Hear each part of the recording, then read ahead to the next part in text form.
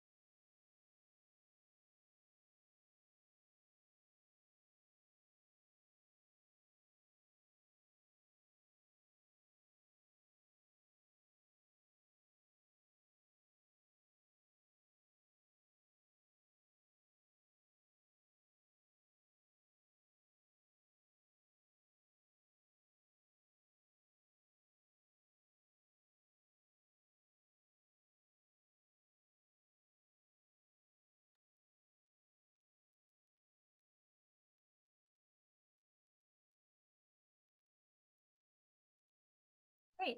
In the interest of everyone's time, let's get started with today's discussion and meeting.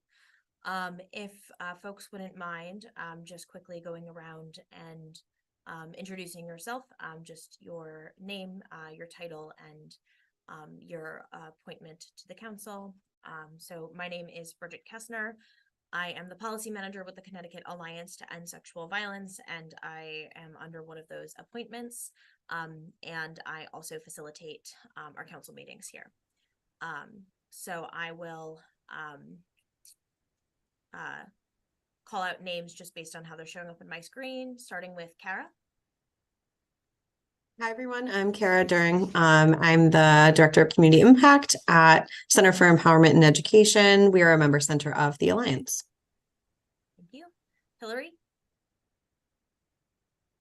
I'm Hillary Haldane, and I'm in one of the research seats.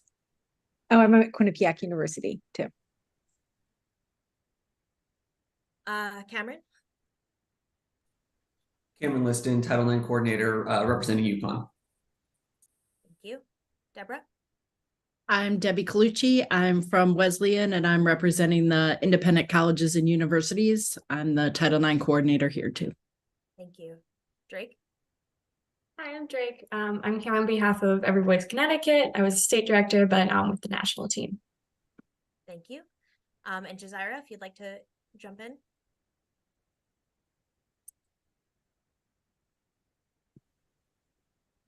Hi, my name is Jasaira Perez Acevedo. I'm the clerk of the Higher Education and Employment Advancement here at the Connecticut General Assembly, and I also act as like administrator for the council. Yeah. Great, thank you very much.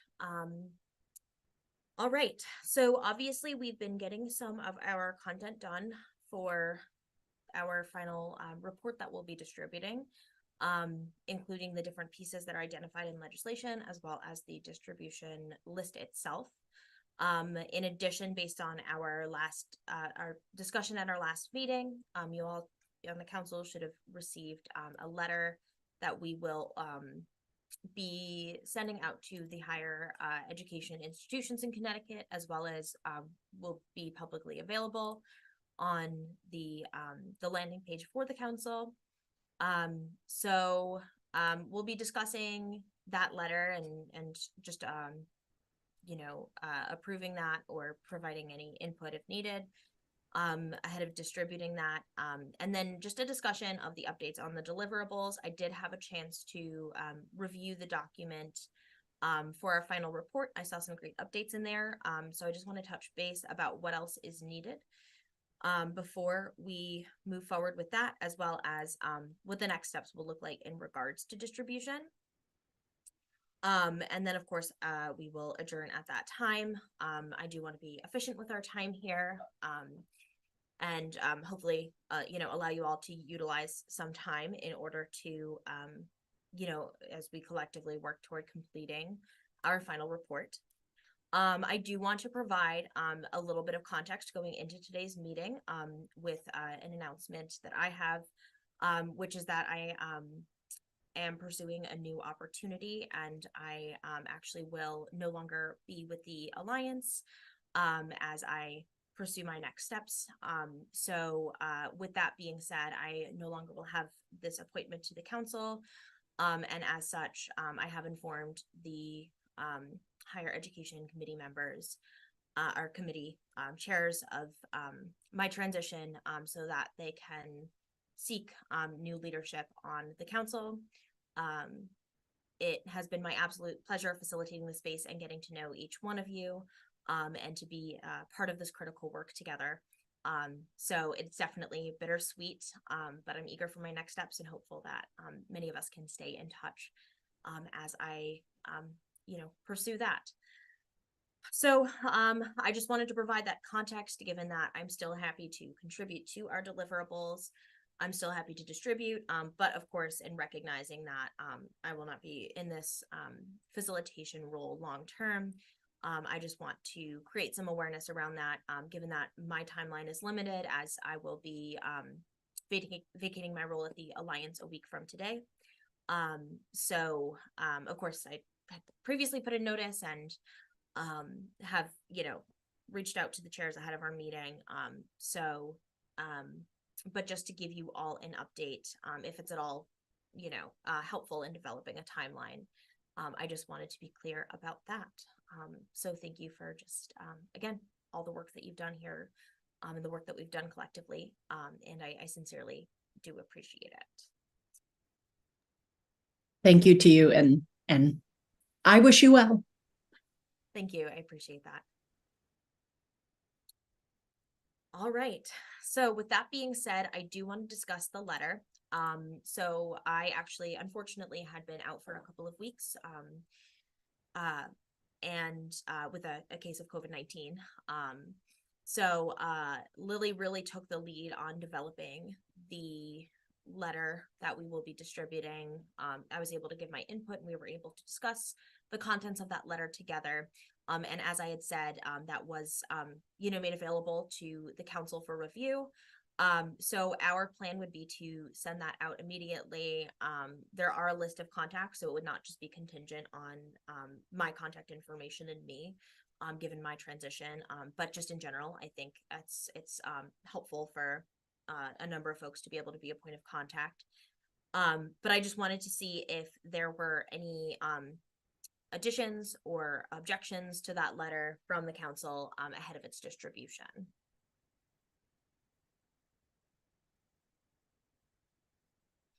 If folks have not had a chance to review it, we can plan for distribution and give you a chance following our meeting.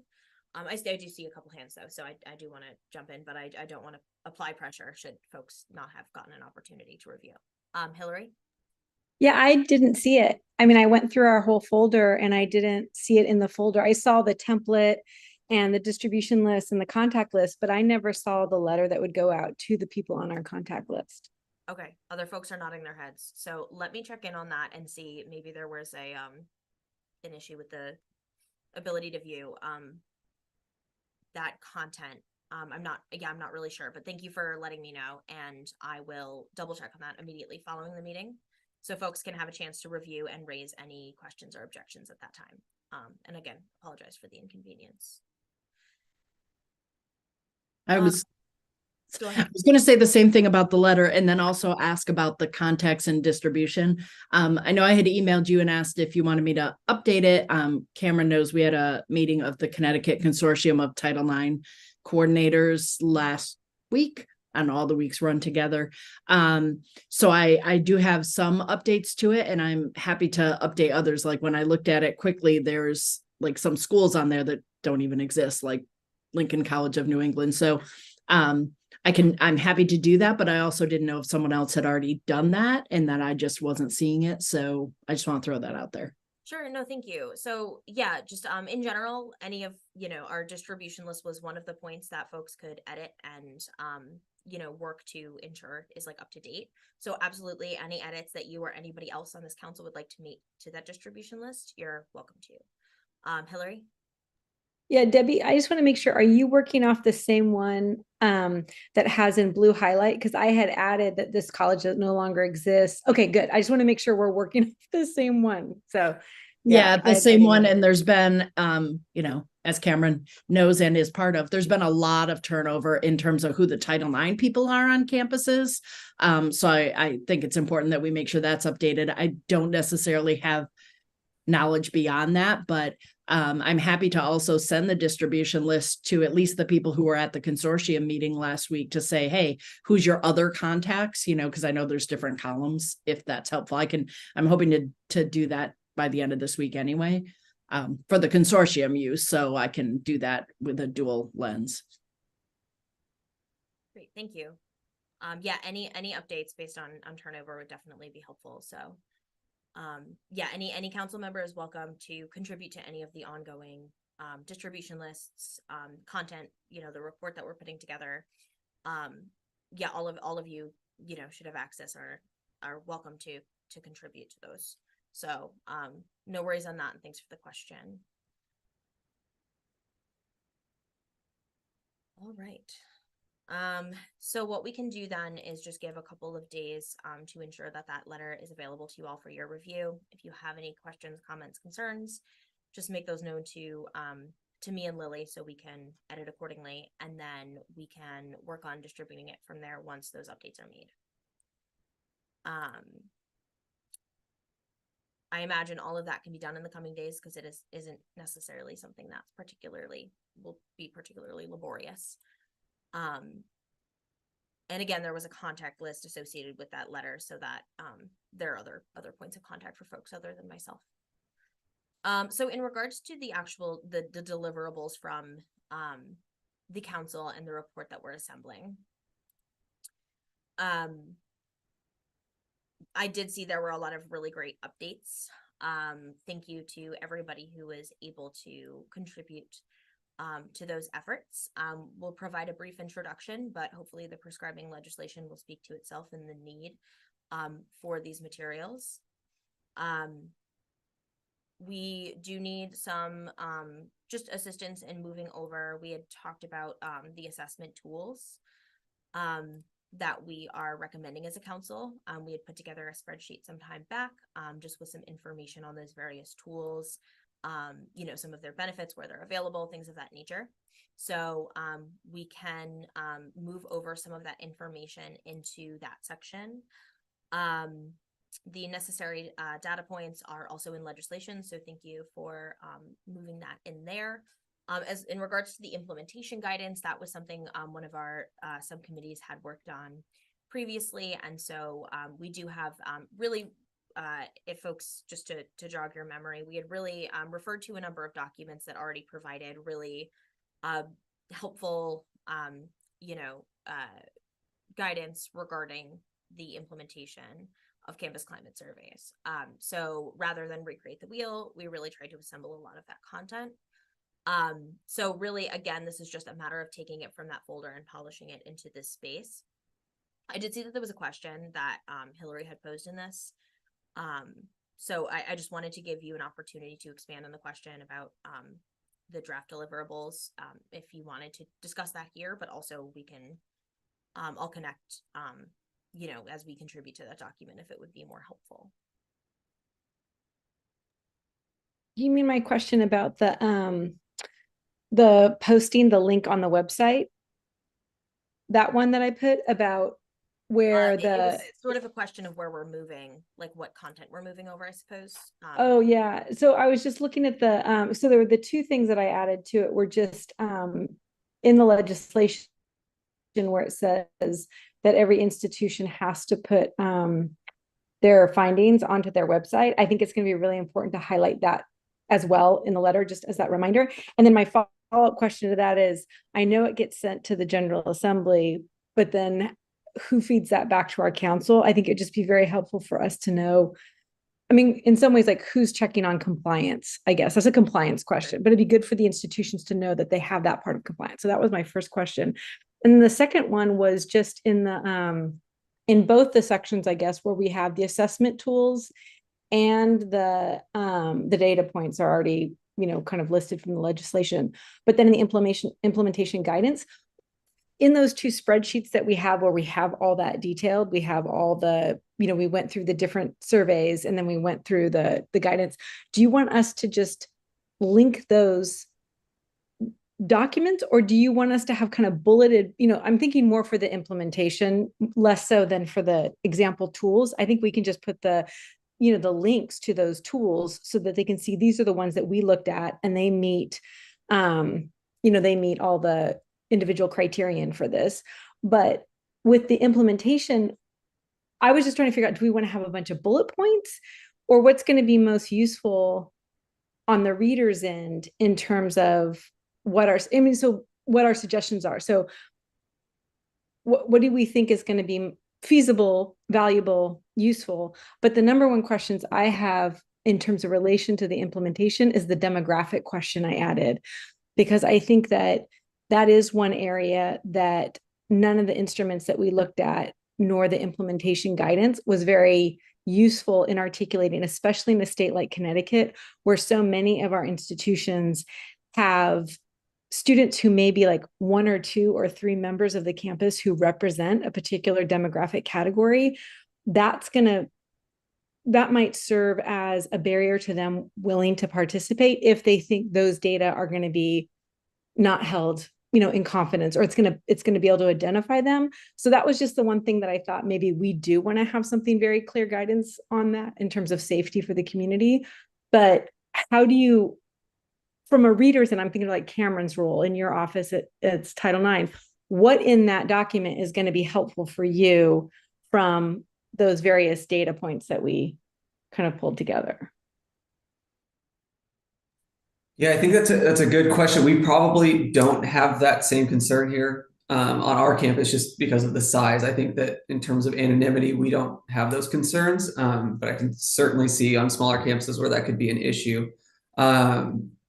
You know, I think, and I'm going to kind of go off of what you said a little bit because I wanted to bring this up anyways, that I'm happy to do the assessment tool page on here, bringing it all over. And I remember we spoke before about really kind of limiting it to example questions and then just listing the ones that we reviewed. Is that still a correct understanding on the direction we want to head on that page? To my understanding, yes, but folks can feel free to weigh in. Okay. So I'm happy to do that, and I'll work on that, and you can take a look at it once it's done. But I think that will be very useful. And then I again think that the most useful thing is going to be the timing of this and getting the information out, because I know from our perspective, we are already, you know, very deep into working with vendors, and have, you know, been really relying on the text of the statute, which is, you know, clear enough and totally great. But anything additional coming out, if we're going to make specific recommendations, I just think we need to be clear on it. I don't really have much beyond that. Absolutely. Yeah, no, thank you. And I think urgency is definitely key. So I appreciate your you know, willingness to contribute to kind of linking some of that information in there. Yeah, I mean, in regards to Hillary's question from earlier, does anybody else have any input regarding what would be more helpful, whether it be bulleted points or actual links to to like implementation documents, when it comes to that. I mean, I think also, taking Cameron's input into consideration, whatever we can complete, more quickly might be what's more feasible, just given the timeline. But is there any input regarding how we want to proceed with that section? This is Lily. I'm sorry for being off video, and for joining the conversation midstream. I wonder if this is a place where creating a set of bullet point sort of questions or issues for consideration by a campus might be a useful approach. Even the way that the group is discussing the issue of, potentially very small or underrepresented groups having, specific concerns about confidentiality or candor, I think might be a way to approach this, sort of offering like, have you considered the way that certain groups will perceive the confidentiality of their responses by virtue of their membership in groups that are known to be small, offering sort of as a prompt or a thought question, could sort of get differently sized campuses where they need to go. So for example, Cameron, you demonstrated that like for some of these at UConn, because it's such a large institution, that could be, you could sort of move through that and move on to the next kind of design issue.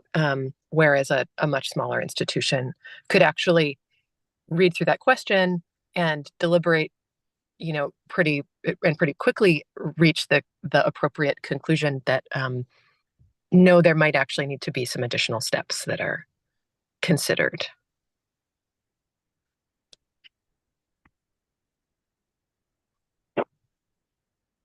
Any response or input? Sorry, I'm still eating in between. I agree with Lily, and especially because this will go to the implementation of this is kind of a team conversation on each campus, right? And so I know that when I've had this conversation with our institutional research team, that's something that they're used to working through with a lot of different surveys.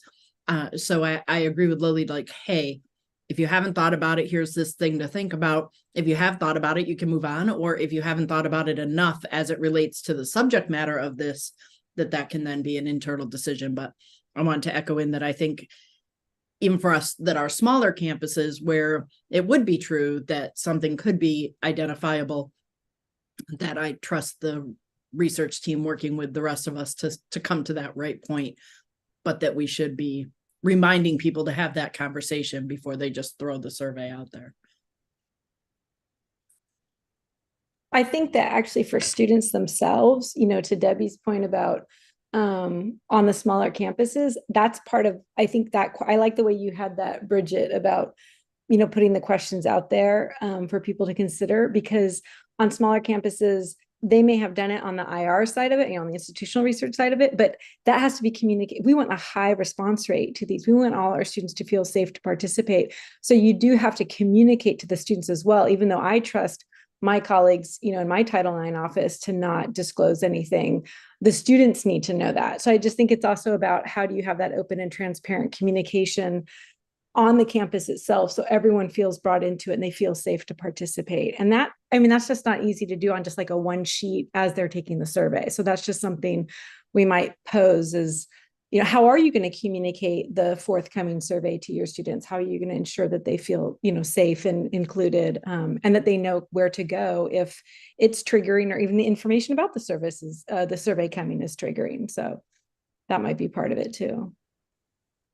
Yeah, I just want to say that I I agree with asking it as questions, because I do think that the implementation, on each campus needs to be specific to those campuses with the goal of getting the highest participation possible. And that's obviously going to look different on every campus. So I just wanted to echo that. I think that's a great idea. Absolutely. I'm seeing a lot of head nods, so I am, unless somebody wants to interject, generally under the impression that that format would be what's most helpful.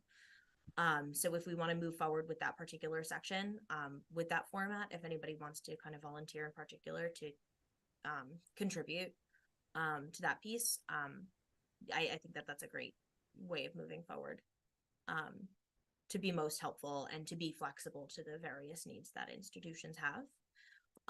Definitely on my end, as somebody, as a victim services professional, I'm happy to put together at least some materials that could be available to campuses if students were to need support outside of course, the institutions are going to know what's institutionally available, but if a student needs larger community, advocacy support, what's available to them. Happy to put something quickly together just based on, victim services that are available to students. I know a lot of those materials are already had internally, but just so that there sort of is at least a central source of information. But absolutely, yeah, if folks want to start to address that particular page with that perspective, I think that would be very helpful.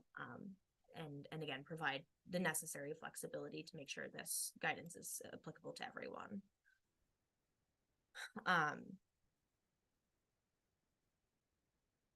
Yeah.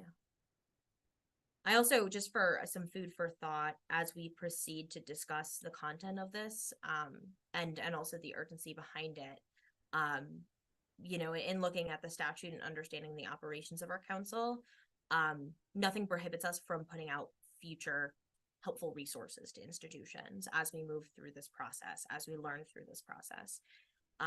So I think that that's something to keep in mind as well, is if we are noting emerging issues, that is an option that is available to us. We'll have the same distribution link. We can continue to be a resource. So I do want to just acknowledge that we can provide support on a continuing basis. And I think making that clear sort of alongside the contact page, is something that I think would be helpful.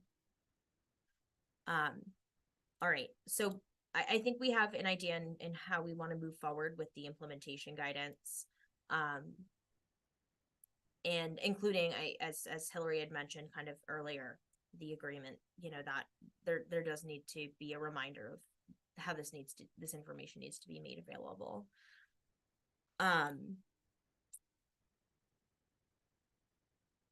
And then moving forward, of course, we have our contact sheet, which is already in here, which is helpful. And of course, I can just provide an overview of just, again, with what I had just shared, that, we can have ongoing communication with institutions. We want to be a source of support where applicable. So to feel free to, connect with us if that would be helpful. And we can bring it back to the group and see how we can best sort of support institutions and address emerging issues. So that is the document. Those are all the sections that we had discussed. So moving forward from there, again, we discussed the distribution list at the gate and that there are just a couple of updates to be made. Based on the work that we just discussed, did we want to set a date for distribution? How much time folks might think this may require, and what date we ultimately want this to go out?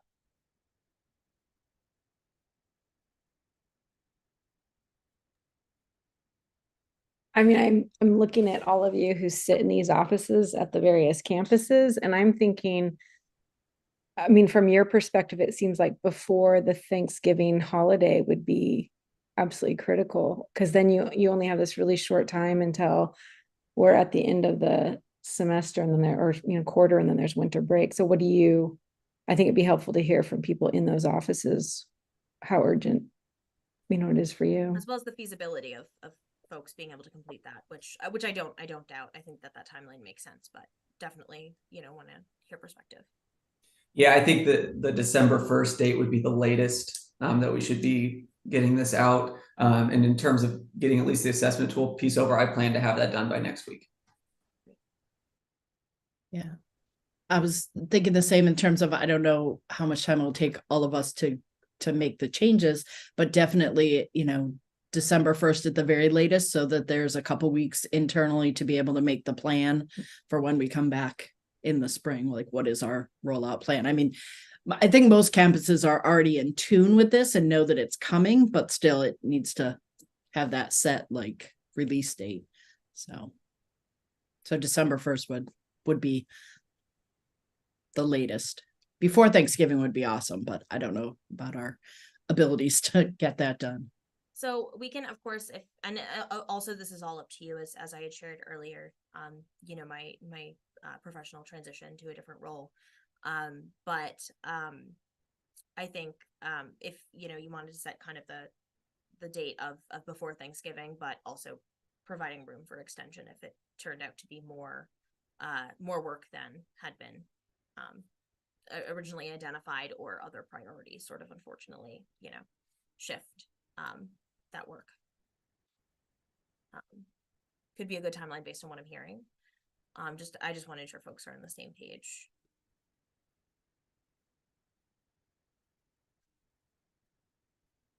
All right. So what would be most helpful in terms of continuing to communicate about progress and everything in that nature? Would it be helpful to attempt to meet again? Would it be helpful to coordinate, just via email, or just sort of keep an eye on the Google Drive and see how things are progressing? What would be most helpful in terms of future communication as we just get to the finish line here?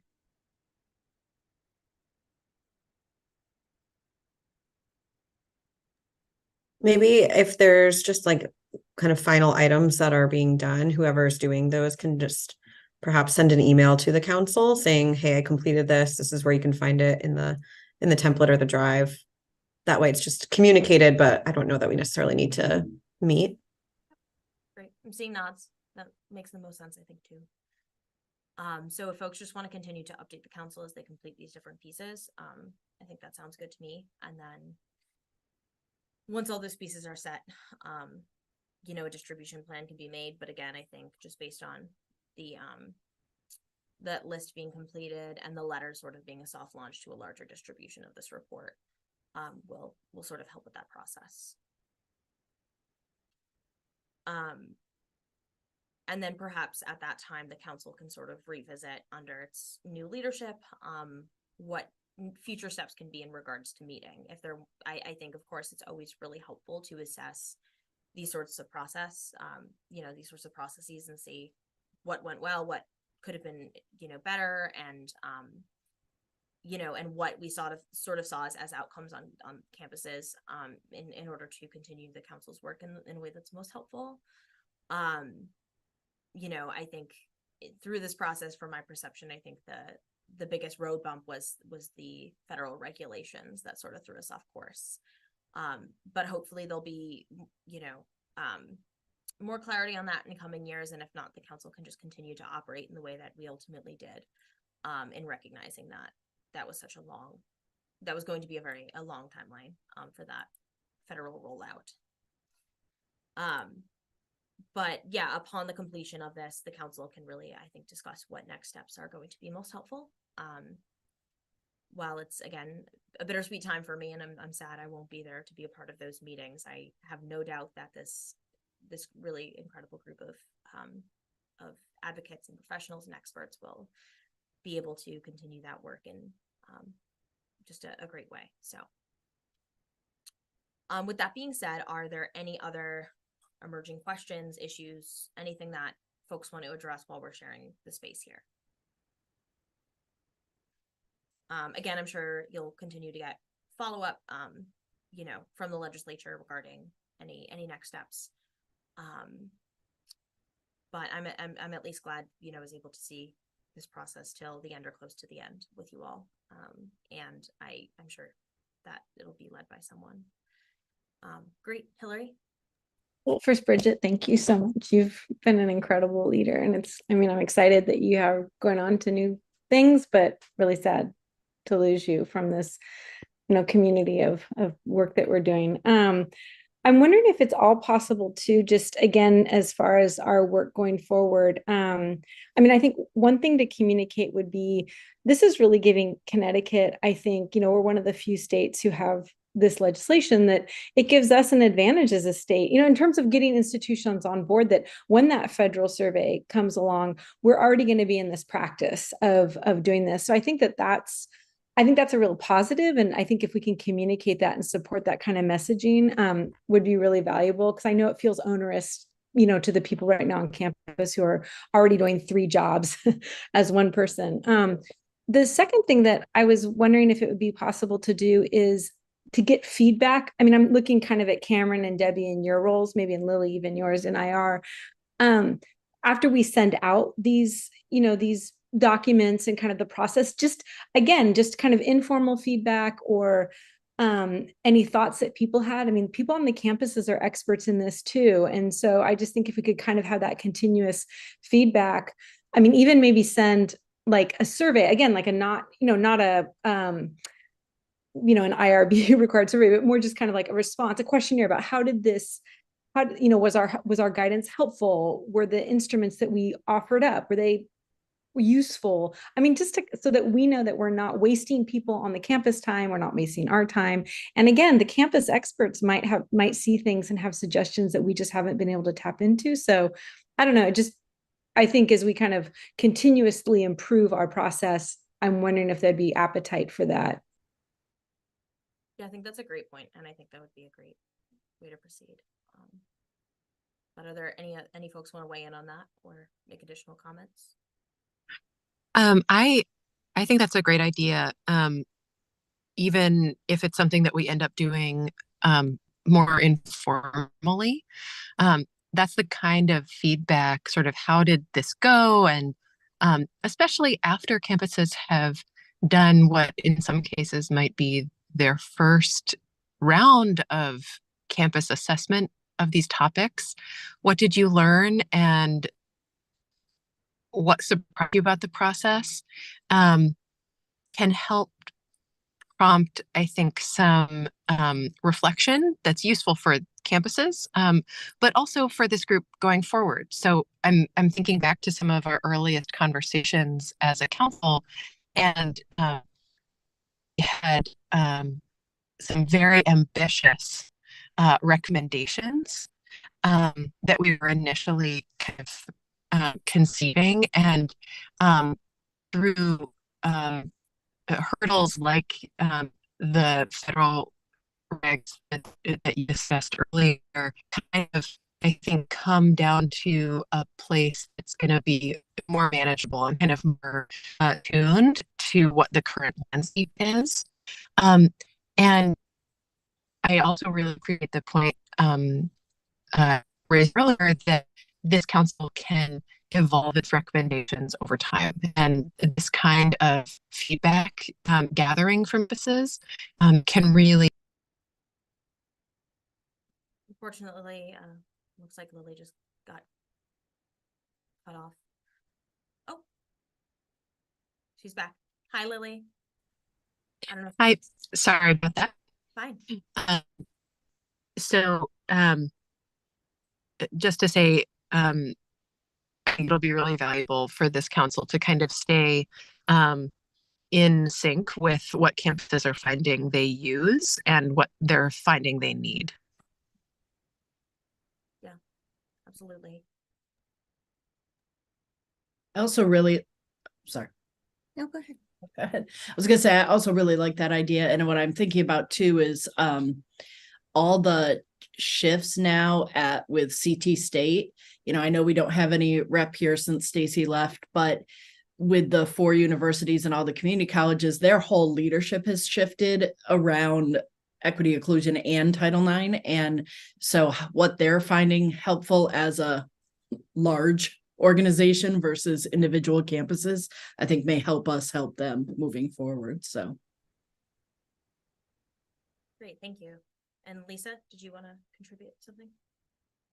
I was just gonna say, after the surveys go out, hopefully we would have, another meeting to discuss any feedback, but also maybe have like a public comment section and pre-publish that public comment, ability to come and address us and say, this is what happened after we gave the survey, or these thoughts came to mind. Maybe next survey would include this or not include this. So just an idea. Yeah, thank you for that. All right, so I think our tasks are well delegated. We have a pretty good timeline moving forward. And I really appreciate everyone's efforts today and in general to get us to that point. So I'll open the floor one last time if there's any other outstanding questions that folks wanted to address. But seeing none, I suppose if anybody would like to make a motion to adjourn, and I just want to thank you all again for your support of our council's efforts. It's been such a pleasure working with you.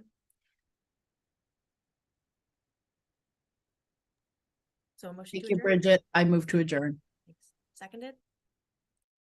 I'll second Second, it. All right. with Lisa, a you got thank it. you to Bridget. Thank you all again so much, and we'll continue to be in touch. Thank you, Good luck, Bridget. Bridget.